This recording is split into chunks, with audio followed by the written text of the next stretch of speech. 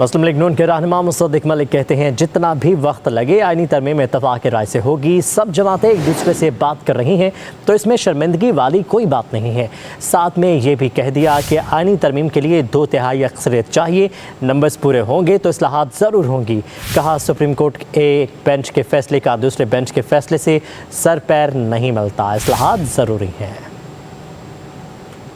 आईनी तरमीम है कंसेंसस से हो, जितना भी वक्त लगे, इसमें कोई सुबकी नहीं है। हम मौलाना की बात सुन रहे हैं, वो हमारी बात सुन रहे हैं, हम दोनों पीपल्स पार्टी की बात सुन रहे हैं, सारे एएनपी की बात सुन रहे हैं।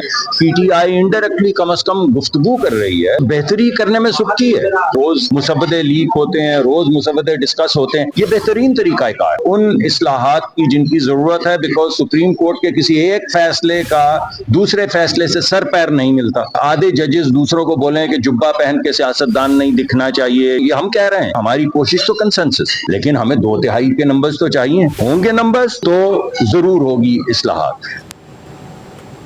आईनी तरमीम है कंसेंसस से हो, जितना भी वक्त लगे, इसमें कोई सुबकी नहीं है। हम मौलाना की बात सुन रहे हैं, वो हमारी बात सुन रहे हैं, हम दोनों पीपल्स पार्टी की बात सुन रहे हैं, सारे एएनपी की बात सुन रहे हैं।